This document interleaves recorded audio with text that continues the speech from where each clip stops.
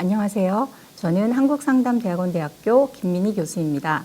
제가 근무하는 한국상담대학원대학교는 상담 전문가를 배출하는 전문대학원 대학교로 석사과정 그리고 박사과정으로 구성되어 있습니다. 2010년에 개교를 하였고요. 지금까지 많은 상담 전문가들을 배출하였습니다. 저는 본교에서 중노년 심리상담을 전공하고 있으며 중노년 발달, 노인 문제, 중노년 발달 연구방법 세미나, 성격심리학 등을 강의하고 있습니다. 오늘은 중노년 발달과 관련해서 노년기 행복에 대해 이야기해 보도록 하겠습니다. 제목을 노년기 행복 레시피로 붙여보았습니다. 흔히 잘 나이 들어야지 혹은 잘 늙어야지 라는 이야기들을 많이 하십니다. 과연 나이 잘 들어간다, 잘 나이 들어간다는 것이 의미하는 것이 무엇일까요? 노화나 노년기를 생각할 때 예전에는 인생의 정점, 즉 절정기를 지나 신체적으로나 심리적으로 기능이 감퇴되는 시기로 노년기를 생각했습니다. 하지만 지금은 성공적 노화, 성숙한 노화, 활동적 노화, 행복한 노화 등 긍정적으로 나이 들어가는 것에 대해서 관심들이 많으시고요. 연구자들도 노년기 행복이나 성공적 노화에 대해 더 많은 연구를 하고 있습니다. 그러면 행복한 노년기에서 행복이라는 것이 과연 어떤 것인지를 한번 알아볼 필요가 있겠죠. 행복은 우리가 일상적으로 쓰는 용어이지만 심리학에서는 주관적 안정감이라는 용어를 많이 사용합니다. 두 개는 거의 같은 의미인데 주관적 안정감이라는 용어에서도 알 수 있듯이 결국 행복이라는 것은 객관적 기준에 의해서 결정되는 것이 아니고 본인의 주관적인 평가의 결과라는 의미입니다. 그렇다면 과연 노년기의 사람들은 얼마나 주관적으로 행복하다고 생각을 할까요? 우리가 노년기의 현실에 대해서 한번 살펴보도록 하겠습니다. 인간의 평균 수명이 매우 길어졌죠. 그래서 과거에 비해서 오래 살게 되었고요. 수명에는 건강 수명과 의존 수명이 있는데 인간의 평균 수명의 연장으로 인해서 의존 수명이 더 길어지게 되었습니다. 따라서 건강하지 못한 상태로 다른 사람들의 도움을 받아서 생활해야만 하는 기간이 점점 길어지게 되었습니다. 이것이 바로 노년기의 현실이죠. 또한 노년기의 사고라고 우리가 흔히 이야기를 하는데요. 4가지 어려움. 노년기에는 질병, 신체적 어려움 이런 것들 이외에도 경제적 어려움, 또 외로움, 혹은 자신이 어떤 역할, 해야 할 마땅한 역할이 없음으로 인해 어려움을 겪습니다. 이러한 것들은 노년기의 행복을 느끼기 힘들게 만드는 조건이 되죠. 그렇다면 언제 우리가 긍정적인 정서를 많이 느끼고 부정적인 정서는 적게 느끼고 내 삶이 이만하면 주관적으로 살만하구나, 만족하다고 느끼게 될까요? 다른 말로 어떤 조건이어야 사람들이 행복하다고 과연 생각을 할까요? 대부분의 사람들은 돈이 지금보다 더 많으면 더 행복할 것 같다. 또 노년기가 되면 노년기에도 다른 사람들보다 내가 건강하다면 더 행복할 것 같다라고 이야기를 많이 합니다. 즉 행복의 조건으로 돈과 건강을 가장 중요하게 생각을 합니다.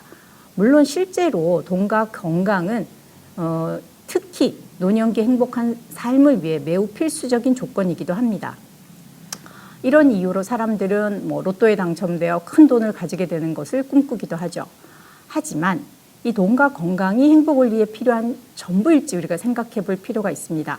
앞서 건강과 돈이 우리가 사는데 매우 중요하고 특히 노년기가 될수록 중요해지는 것은 사실이다라고 말씀을 드렸습니다. 이것이 노년기 행복의 중요한 필요 조건일 수 있습니다. 하지만 이것이 전부가 될 수는 없습니다. 그래서 오늘 이야기하고 싶은 것은 인간의 기본적인 심리 욕구, 심리적 기본 욕구라고 하는 것입니다. 기본적 심리 욕구는 자율감, 유능감, 연결감인데요.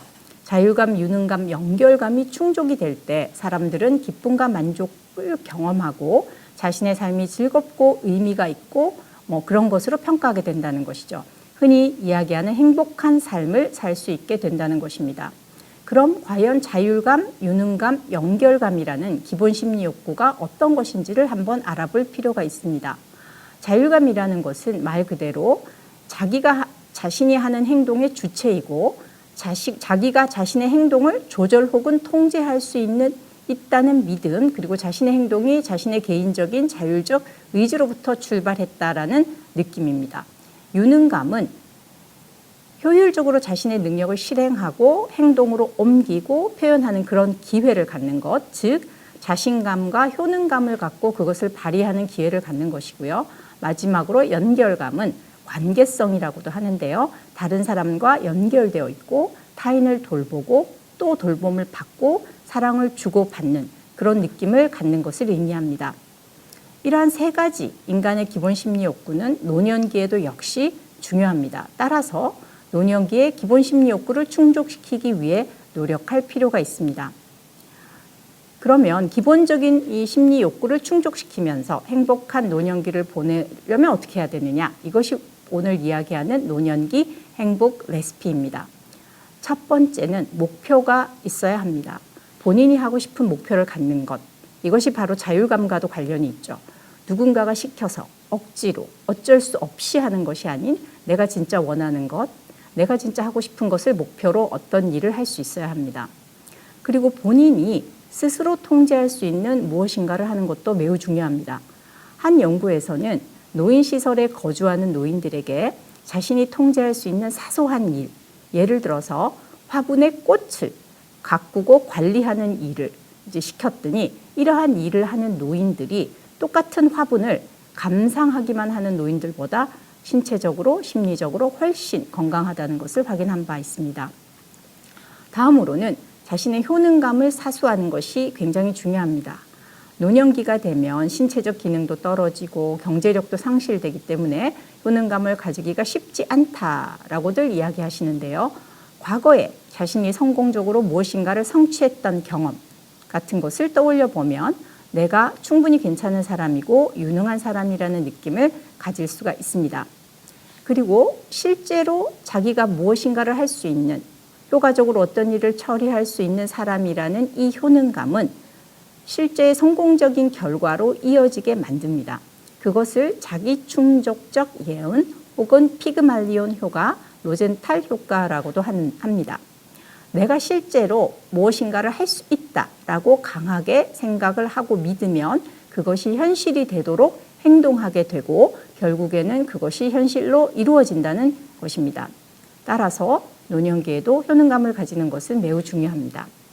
다음으로 좋은 관계를 맺는 것도 행복을 위해 필수적입니다. 노년기에는 가족뿐만 아니라 친한 친구들, 이웃들, 젊은 사람들과 관계를 맺는 것이 아주 중요합니다.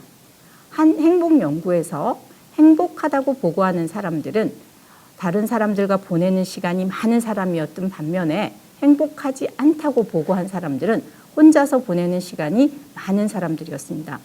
관계성 매우 중요하죠.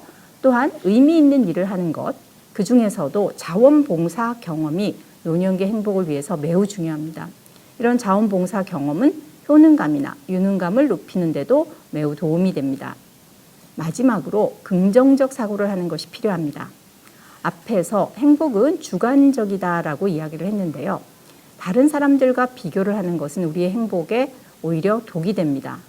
타인과의 비교 대신 현재의 상황에 감사하는 긍정적 사고방식을 가지려고 노력한다면 오늘 더 행복해지실 수 있습니다. 오늘은 행복한 노년을 위한 레시피로 기본적 심리 욕구를 중심으로 이야기해 보았습니다. 감사합니다.